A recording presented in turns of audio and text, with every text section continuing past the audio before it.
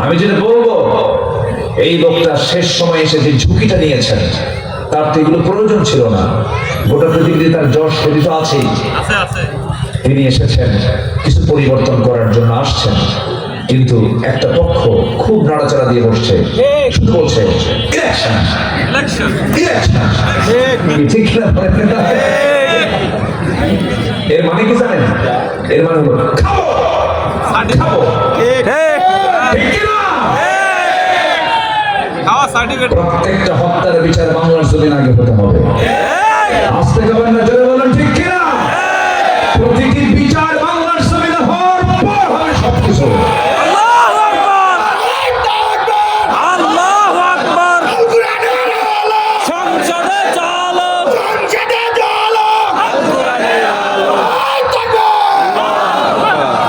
আল্লাহ কবুল করুন, জোরে বলি আমিন। আমরা কি সবাই রোজা রাখবো না ইনশাআল্লাহ? কি এক মাস না সারা বছর? সারা বছর। বলেন সারা বছর, রেগুলার না।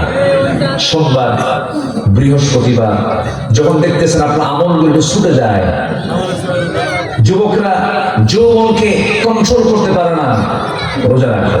নামাজ দেখা যায়, হজ দেখা যায়, আলহাজ নামাজ দেখা যায়, সেলিব্রেশন নামাজি।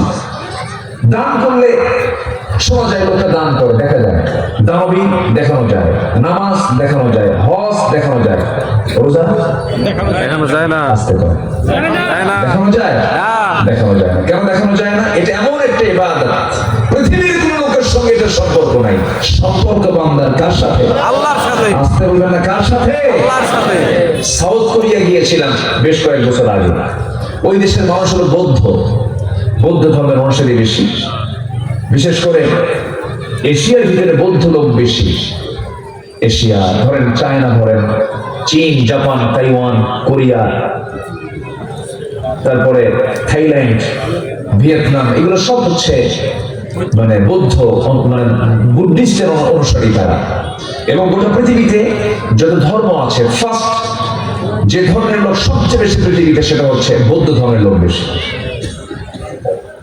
তবে সাউথ কোরিয়া গেলাম, এক প্রবাসী আমার দেশেরই মানুষ, তোমার সঙ্গে গল্প করতে উনি আমাকে বলেন, ভাই আমার এক মালিক, আমি তার ওখানে চাকরি করি, রমজান মাসে আমি রোজা আছে। সে রোজা বোঝে না, তো রোজার দিন দুপুরবেলা আমাকে হাতে পানি ধরে বলে, পানি খা, তোর চেহারা তো শুকিয়ে গেছে। বললাম, ভাই আমি তো রোজা আছি, আমি পানি খেতে পারবো না। তো রোজা কি? না খেয়ে থাকা। কেন না খেয়ে থাকা? আল্লাহ আমাকে মানা করছে। তোর আল্লাহ কে? আমার আল্লাহ মানা করছে। মানা করার কারণে খাই না। মানা করছে ভালো কথা, তো পানিটা নিয়ে লুকায় খায়। কথা কি বুঝছেন? তো বলতেছে, দেখেন আমার আল্লাহ এমন আল্লাহ যে এই প্রকাশ্য দেখে আবার লুকায় খেলেও দেখে। কি তাই? হ্যাঁ, আমার আল্লাহ এমন আল্লাহ যিনি আড়ালেও দেখেন, আবার প্রকাশ্য দেখেন, আলোতেও দেখেন, অন্ধকারেও দেখেন। সে আল্লাহর ভয় আমি রোজা আছি, আমি অন্ধকারে খেতে পারবো না। তো এই কথা বলার পরে ওই বুদ্ধিস্ট বৌদ্ধটা তাকে বলতেছে, তাহলে তো তোমরা খুব ভালো মানুষ। কেন? তোমরা যে আল্লাহর ভয়ে অন্ধকারেও খাও না, আলোতেও খাও না, প্রকাশ্যও খাও না, গোপনেও খাও না, তোমরা তো অনেক ভালো মানুষ, তোমরা আল্লাহকে ভয় করো। তাহলে আমার বিশ্বাস তোমার দেশের মানুষের মতো গোটা পৃথিবীতে আর এরকম মানুষ খুঁজে পাওয়া যাবে না। তোমার দেশের মানুষ সবচাইতে ভালো, ওরা চুরি করে না। কি আমার কথা কি বুঝতেছেন আপনারা? তাহলে কি আমার দেশের রোজার কি বাস্তবতা আছে? ওই বৌদ্ধের যে ধারণা, ওই ধারণার ফলাফল কি আমার দেশের রোজাদারদের মধ্যে আছে? আমি এই জীবনে প্রথম রমজান মাসে আমি খাদ্য সামগ্রীর দাম কম পেয়েছি। আমার বুদ্ধি বয়সে আমি দেখি নাই যে পেঁয়াজের মাসে পেঁয়াজের দাম এত কম থাকে। সবচেয়ে পেঁয়াজের ব্যবহার কোন মাসে হয়? রমজান মাসে। সবচেয়ে পেঁয়াজের দাম কোন মাসে গেছে? রমজান মাসে। একজন দেশ চালাচ্ছে, যদিও তিনি ইসলামী ব্যক্তিত্ব নন, কিন্তু নামটা খুব বরকতের নাম।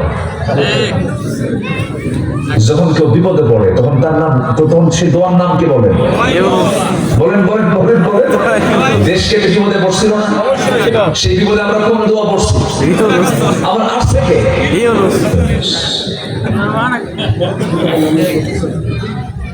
তো শুধুই ইউনুস না, সাথে আবার সামনে আরেকটা নাম আছে মুহাম্মদ। ইউনুস কয় নবী? দুই নবীর নাম বলেন, কয় নবীর নাম বলেন? বরকত থাকতেই হবে। দুই নবীর নাম একজন দখল করে আছে। 84 বছর বয়সে একজন মানুষ।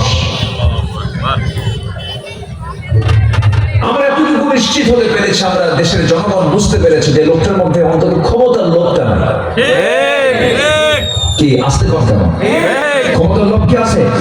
সব ঠিক ছিল, শুধু যদি শুধু ইসলামটা যোগ হতো কত ভালো হতো। শুধু ইসলামটা একটু যোগ হওয়া দরকার, ইসলামী ব্যক্তিত্ব। ইসলাম শুধু যোগ হলে পরে একদম পরিপূর্ণ হয়ে যেত। কিন্তু বন্ধের ভালো হিসাবে যেটা বলবো আমি,